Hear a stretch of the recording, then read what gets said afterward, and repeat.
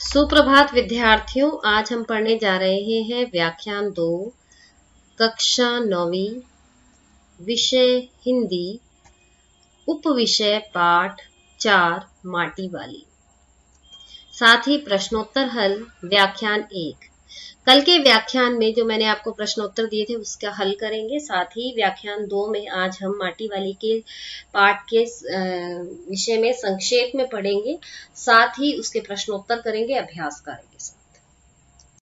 सबसे पहले लेखक से परिचित होते हैं। लेखक परिचय। लेखक विद्यासागर नौटियाल का जन्म टिहरी गढ़वाल के माली देवल गांव में हुआ।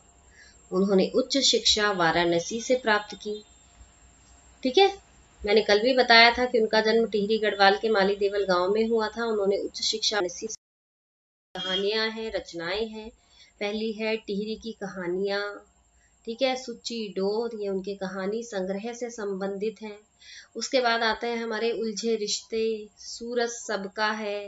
ठीक है, ये उनके उपन्यास से संबंधित है। फिर आता है हमारा मोहन गाता जाएगा, ये एक आत्मकथ्य है। तो ये है उनकी रचना। करते हैं, पाठ से परिचित होते हैं। पाठ का परिचय कल भी दिया था, आज दोबारा से हम पाठ के विषय में जानते हैं। जो लेखक है उन्होंने विस्थापितों की समस्या को बहुत प्रभावशाली ढंग से प्रकट किया है। ठीक है, जो गरीब और श्रमिक वर्ग को इस समस्या से किस तरह जूझना पड़ता है इसका वर्णन है। विस्थापित होते हैं जो एक स्थान से दूसरे स्थान पर चले जाते हैं, एक समस्या है, उनके लिए बहुत बड़ी कठिनाई है। इस कठिनाई को लेखक ने बहुत प्रभावशाली तरीके से प्रकट किया है। जो गरीब और श्रमिक वर्ग है, यानी जो मजदूर लोग हैं, जो किराएदार होते हैं, उन्हें इस समस्या का सामना करना पड़ता है। वो किस तरीके से जूझते हैं उसका वर्णन इस पाठ के माध्यम से किया गया है। जो माटी वाली है वो एक मजदूर वर्ग के अंतर्गत आती है। टिहरी नगर में माटी वाली को सब पहचानते हैं। इस महिला का प्रतिद्वंद्वी कम से कम इस धंधे में तो कोई नहीं था। टिहरी शहर का चूल्हा इस माटी वाली की मिट्टी के बिना नहीं चलता था। यानी कि जो टिहरी नगर में माटी वाली थी उसे सब पहचानते थे, क्योंकि जो अकेली थी उसका कोई प्रतिद्वंद्वी नहीं था। यहाँ तक कि लोग उसके कंटर को भी अच्छी तरह से पहचानते थे, क्योंकि एक अकेली ही वो इस धंधे में थी जो लोगों के घरों में मिट्टी पहुंचाने का काम करती थी। अगर माटी वाले किसी दिन ना आए तो लोगों के जो चूल्हे होते थे वो जले बिना रह जाते थे, अर्थात उन लोगों का भोजन नहीं बन पाता था। क्योंकि लोग क्या करते थे कि भोजन बनने के बाद माटी से उसे लीपा करते थे, तो इसलिए बिना उसके तो काम चलता नहीं था उनका। अब मिट्टी बेचने वाली यह औरत नाटे कद की निम्न वर्ग की महिला है। ठीक है, शहर वाले इसे ही नहीं, माटी वाली के कनस्तर को भी अच्छी तरह से पहचानते हैं। जो माटे वाली है वो नाटे कद की है, यानी छोटे कद की है। निम्न वर्ग की है, यानी छोटी जाति की महिला है, दलित वर्ग की महिला है।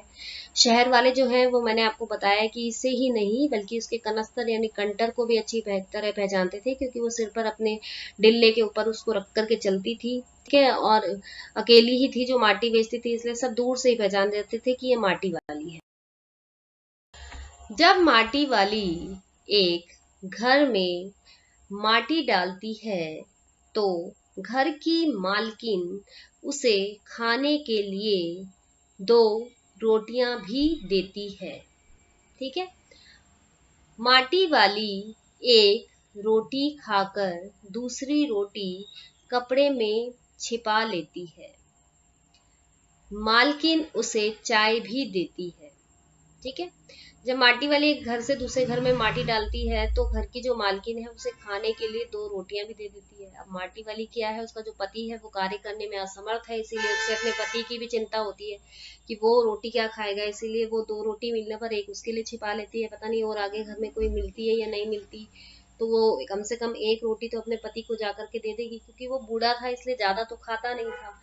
तो जो मिलता था उसमें से आधा अपने लिए और आधा अपने पति के लिए रख लेती थी, क्योंकि वही थी जो अपना घर चला रही थी, बल्कि उसकी सेवा भी करती थी। यहाँ से जाने के बाद सारा दिन काम करने के बावजूद भी वह अपने पति की सेवा में लग जाती थी। तो अपने वो छिपा लेती है, इसलिए छिपा लेती है कि कहीं सामाजिकता की वजह से वो मालकिन उसकी उपेक्षा न कर दे, लेकिन मालकिन उसे चाय भी दे। गरीब बुढ़िया चाय को अच्छा साग कहती है। मालकिन ने कहा, भूख अपने आप में साग होती है, भूख मीठी की, भोजन मीठा।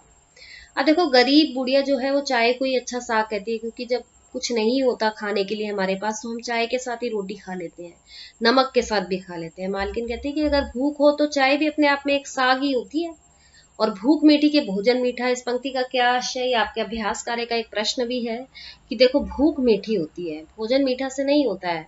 भूख अगर होगी तो हमें सूखे से सूखा भोजन भी अच्छा लगता है, लेकिन अगर भूख नहीं है तो हमारे सामने 56 प्रकार के भोग हो, खाने के लिए स्वादिष्ट व्यंजन रख दिए जाएं तो हमें तब भी भूख नहीं लगेगी, क्योंकि उनसे हमारा मन भर चुका है। अर्थात हम पहले से ही अपना मन भरकर खाना खाने के लिए बैठे हैं, तो हम कैसे कह सकते हैं कि जो वस्तु है वो अच्छी है। अगर मैं आपको बात करूं तो एक पाठ भी है बाजार दर्शन 12वीं कक्षा की, उसमें तो उसमें भी कहा गया है कि जब हम बाजार जाएं तो मन हमारा भरा हुआ होना चाहिए। जब मन भरा होता है तो हमारी चीजें लेने के लिए मन नहीं करता, लेकिन जब हम खाली मन से बाजार जाते हैं तो हम हर एक वो वस्तु खरीद कर ले आते हैं जिनकी हमें आवश्यकता भी नहीं होती। तो इसी तरह से अगर हमें भूख होती है तो हम कुछ भी खाने के लिए तैयार हो जाते हैं।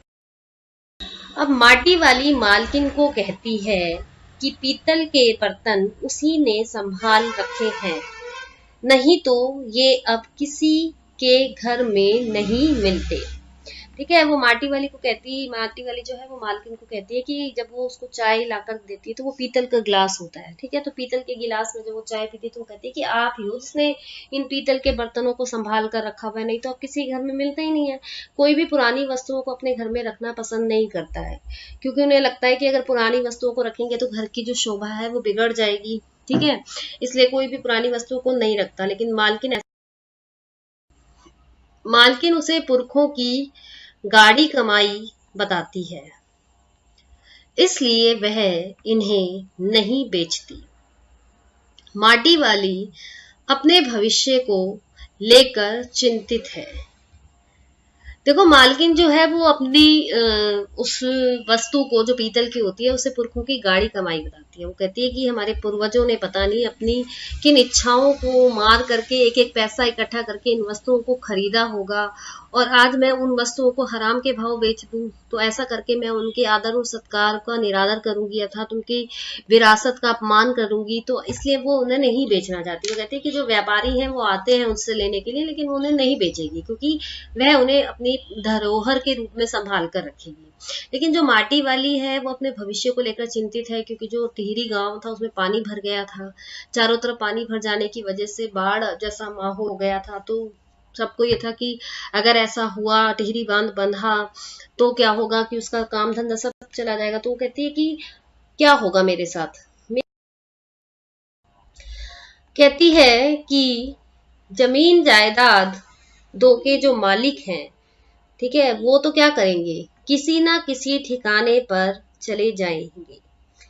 ठीक है, उसका क्या होगा, उसकी तरफ तो कोई देखने वाला ही नहीं है।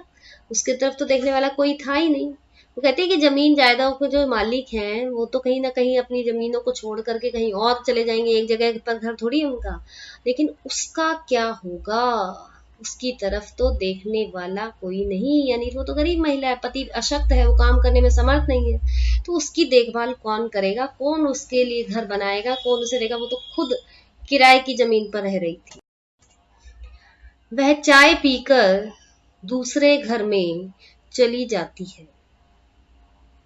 उस घर से भी उसे 2 रोटियां मिल जाती हैं। ठीक है, वह उन्हें भी कपड़े के छोर में बांध लेती है। ठीक है, अब देखो, चाय पीकर जब वो दूसरे घर में जाती है तो उसे 2 रोटियां मिल जाती है। उसके पास कुल मिलाकर के कितनी रोटियां हो जाती हैं, 3 रोटियां हो जाती हैं। एक तो उसने जो पहले बांधी थी, दूसरी जब 2 उसे और मिल गई, तो अब 3 रोटियां उसे मिल गई थी। उन 3 रोटियों के साथ वो अपने घर की तरफ बढ़ती है। सुबह से शाम तक उसकी दिनचर्या क्या थी बेचारी की, सुबह से शाम तक माटा खान से माटी लाती थी, घरों में पहुंचाती थी। पूरा दिन उसका माटा खान से माटी लाने और लोगों के घरों तक पहुंचाने में बीत जाता था। ठीक है, और उसका घर से जो गांव से शहर का रास्ता था वो एक घंटे लग जाता था उसे घर पहुंचने में, और घर पहुंचते तक बेचारी को रात हो जाती थी। और घर पहुंचकर भी उसे कौन सा आराम मिलता था, उसका अशक्त पति जो होता था उसकी सेवा में लग जाती थी, क्योंकि वो एक पति होता। उसका गांव शहर से 1 घंटे की दूरी पर था।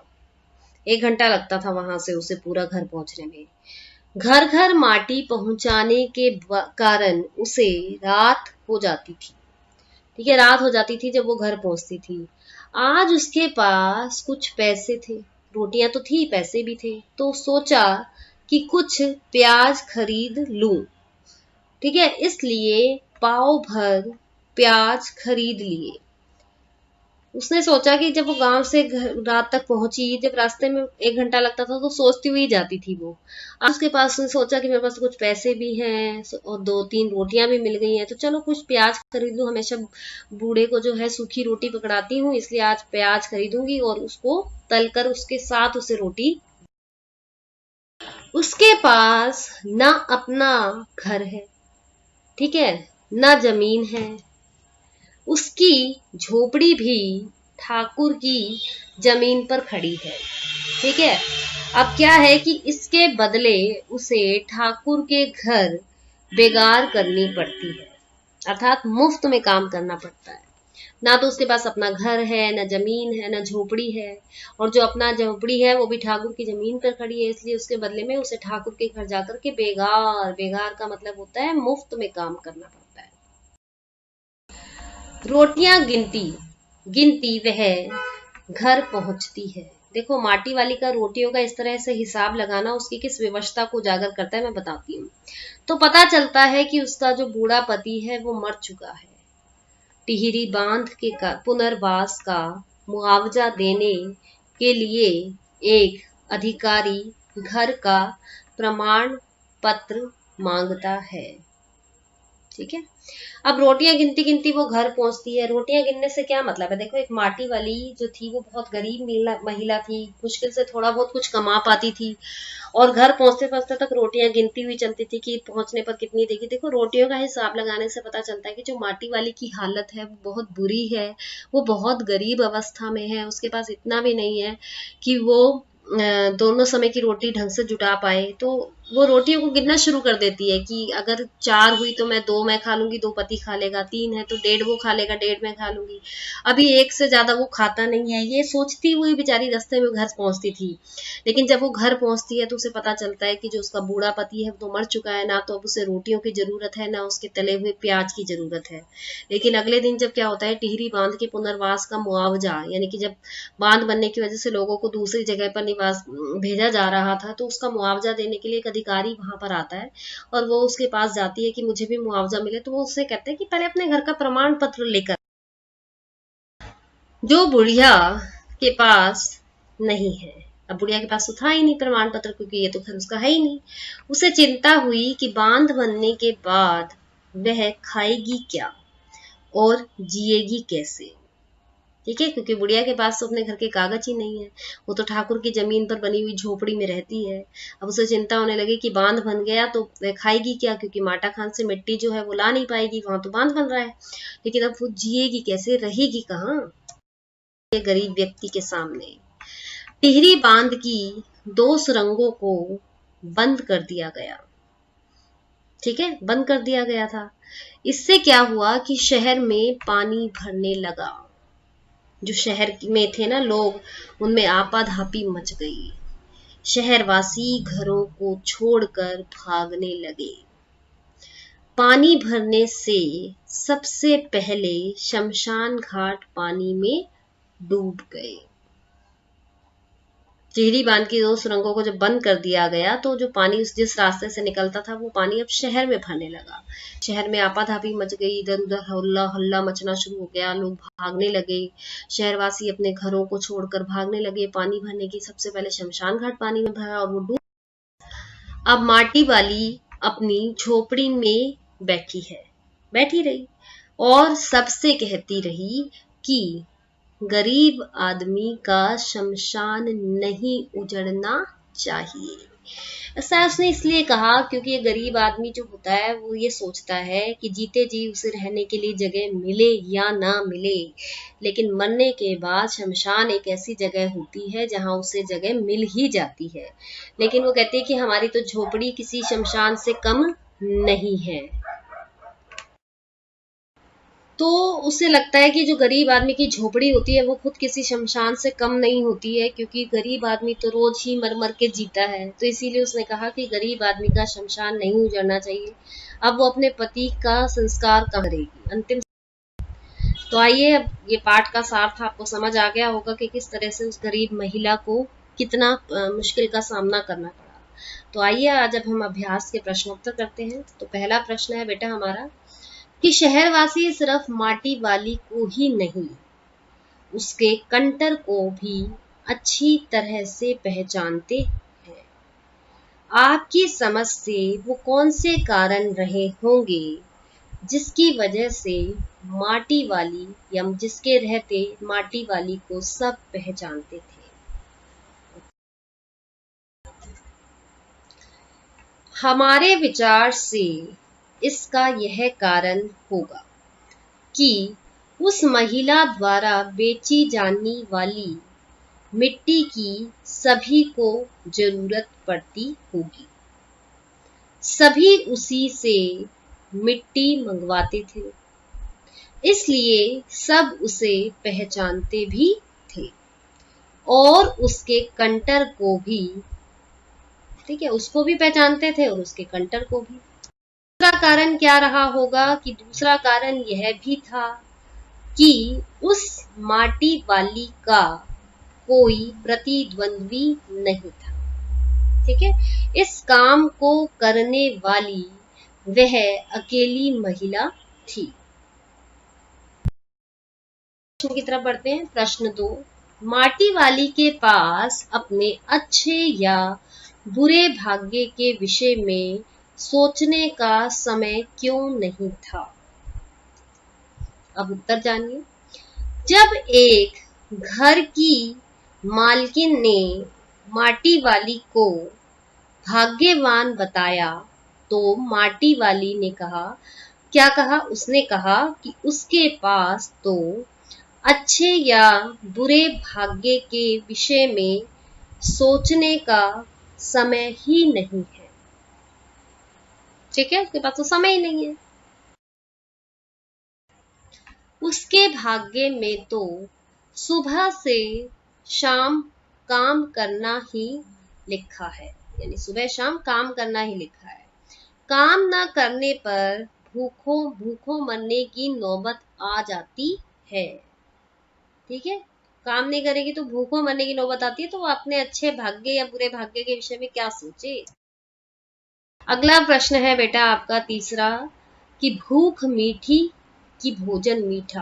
अभी मैंने पहले भी बताया था इसके बारे में आपको कि क्या उत्तर हो सकता है, इससे क्या अभिप्राय है। उत्तर है कि जब बुढ़िया चाय को साग के समान बताती है तो मालकिन कहती है कि भूख मीठ तो स्वयं में साग होती है। ठीक है, भूख के समय भोजन की मिठास नहीं देखी जाती, इसलिए पहले भूख मिटाने का प्रयास किया जाता है, क्योंकि भूख मिटाना अधिक जरूरी है। भोजन की मिठास तो बाद में आ जाएगी, यानी भूख मिटाने का प्रयास पहले होना चाहिए। भूख को मिटाना जरूरी है, लेकिन भोजन तो अपने आप, मिठास जो है भोजन में वो अपने आप आ जाती है। अगला प्रश्न है बेटा आपका चौथा कि मालकिन के विरासत के प्रति विचार प्रकट कीजिए कि वो अपनी विरासत के बारे में क्या सोचती है। अब उत्तर है कि मालकिन के हृदय में उसकी पूर्वजों की संपत्ति की आदर का भाव झलकता है। मालकिन के हृदय में उसके पूर्वजों की जो संपत्ति है उसके प्रति आदर का भाव है।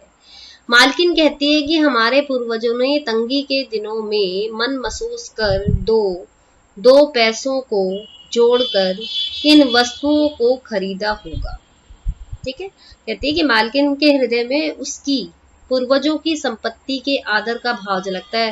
हृदय में उसके पूर्वजों की, जो उसके जो पूर्वज है ना, ठीक है, उसके प्रति, उसके मन में जो है वो आदर का भाव उत्पन्न होता है कि वो अपने पूर्वजों के प्रति क्या कर रही है, आदर का भाव प्रकट कर रही है। इसलिए वो कहती है कि इस पूर्वजों ने तंगी के दिनों में मन को महसूस कर, यानी कि मन के अंदर ही अपने आप को, इच्छाओं को दबा करके दो पैसों को जोड़ा होगा और इन वस्तुओं को खरीद, जिनकी हमारी नजरों में अब कोई कीमत नहीं है। वह अपने पूर्वजों की वस्तुओं को संभाल कर रखे हुए है, उन्हें व्यापारियों को बेचती नहीं। कहती है उसने संभाल के रखा हुआ है अपने पूर्वजों की वस्तुओं को, अब उन्हें व्यापारियों को बेचने का काम नहीं कर रही है। फिर क्या कहते हैं बेटा अगले प्रश्न में, अगला प्रश्न है हमारा कि माटी वाली का रोटियों का इस तरह हिसाब लगाना उसकी किस मजबूरी को प्रकट करता है। देखो बेटा, जो माटी वाली है, माटी वाली का रोटियों का ध्यान पूर्वक हिसाब लगाना उसकी गरीबी को प्रकट करता है। ठीक है, उसके सामने अपने और अपने पति के पेट भरने की चिंता है। किसी के घर से रोटी मिलने पर वह उसे अपने पति के लिए बचाकर रख लेती है, ताकि घर जाकर वह उसे खाने के लिए दे सके। ठीक है, अब वो हिसाब लगाने लगती है कि इतनी इकट्ठी हो गई है तो अब मैं बचाकर रख लेती हूँ ताकि घर जाऊं तो सबसे पहले उसे खाने के लिए दे सकूं। प्रश्न है बेटा आपका कि माटी वाली अपने बुढ़े को आज कोरी रोटियां नहीं देगी। इस कथन के आधार पर माटी वाली के हृदय के भावों को अपने शब्दों में लिखिए। कि माटी वाली सोच कर गई थी ना कि आज वो कोरी मतलब खाली रोटियां नहीं देगी, सूखी रोटियां नहीं देगी। इस कथन के आधार पर बताओ कि वो अपने पति के बारे में क्या सोचती है। अब उत्तर है, देखो बेटा, माटी वाली एक गरीब और बूढ़ी महिला है, उसका पति भी बीमार है, वह कोई काम नहीं कर सकता। माटी वाली जो भी कमाती है उसी से अपना और अपने पति का पेट भरती है। वह अपने पति से बहुत प्रेम करती है, इसलिए उसकी दयनीय दशा को देखकर वह दुखी हो उठती है। रोटियों के साथ पैसे मिलने पर वह उसके लिए सब्जी भी बनाने के बारे में सोचती है कि आज मैं प्याज ले चलती हूँ और उसके लिए रोटी सब्जी बनाऊंगी। तो ठीक है, माटी वाली के मन में अपने पति के प्रति आत्मीयता का भाव है। ठीक है, मन में आत्मीयता रखती है, अपनापन है उसके प्रति उसके मन। बेटा आपका कि गरीब आदमी का शमशान नहीं उजड़ना चाहिए। इस कथन के आशय लिखो, यानी कि इस कथन का आशय बताओ क्या है। क्यों माटी वाली जो है क्या करना चाहती है, माटी वाली अपने इस पंक्ति के बारे में क्या कहना चाहती है। माटी वाली के कथन का आशय लिखना है। ठीक है, ये के जो है के को हटा के का कर देना। ठीक है उत्तर अब इसमें कि टिहरी बांध की सुरंगों के बंद होने से शहर में पानी भरने लगा। लोगों के घर तो पानी में डूबे ही, साथ ही शमशान भी पानी में डूब गया। ठीक है, शमशान भी पानी में डूब। इस पर माटी वाली ने कहा कि गरीब आदमी का शमशान नहीं उजड़ना चाहिए। इन आपदाओं से गरीब की झोपड़ी नहीं उजड़नी चाहिए। आपदा कहते हैं मुसीबत को। उनकी झोपड़ी तो पहले ही शमशान की तरह होती है, जहां लोग मर मर कर जीते हैं। ठीक है, इसलिए उनका शमशान नहीं उजड़ना चाहिए। उनके लिए तो रोज ही शमशान है, अगर वो भी छिन गया तो वो कहाँ रहेंगे। इसलिए माटी वाली परेशान है। अब आपका कल के गृह कार्य की चर्चा करते हैं बेटा। आपका पहला प्रश्न था कि माटी वाली के चरित्र की 2 विशेषताएं लिखो। पहली विशेषता क्या है? माटी वाली के चरित्र की निम्नलिखित 2 विशेषताएं हैं। पहली, वो पतिव्रता स्त्री है, गरीब और लाचार है। ऐसा होने पर भी वह अपने पति का साथ नहीं छोड़ती। पतिव्रता स्त्री है, गरीब है, लाचार है, ये सब होने के बावजूद भी वह अपने पति का साथ। दूसरी क्या विशेषता है कि जो माटी वाली है वो मेहनती महिला है, ठीक है, और सुबह से शाम तक लोगों के घरों में माटी पहुंचाने का काम करती है, ठीक है, मेहनती महिला है। प्रश्न था कि माटी वाली की दिनचर्या का वर्णन करो। माटी वाली की जो दिनचर्या थी वो कैसी थी? उत्तर है, माटी वाली सुबह जल्दी उठ जाती थी, ठीक है। माटा खान से माटी लेकर वह लोगों के घर पहुंचाया करती थी। उसका पूरा दिन माटी घरों तक पहुंचाने में ही बीत जाता था। उसका घर शहर से 1 घंटे की दूरी पर था। घर पहुंचते तक उसे रात हो जाती थी। अगला प्रश्न है कि पुनर्वास के समय माटी वाली को किस समस्या का सामना करना पड़ता है? माटी वाली अनपढ़ और दलित महिला थी, पढ़ी लिखी नहीं थी वो, ठीक है, दलित थी, छोटी जाति से थी। उसके पास अपनी जमीन जायदाद के कोई कागज नहीं थे। माटा खान से मिट्टी वो अपनी मर्जी से लाती थी। कानूनी तौर पर ये अपराध था।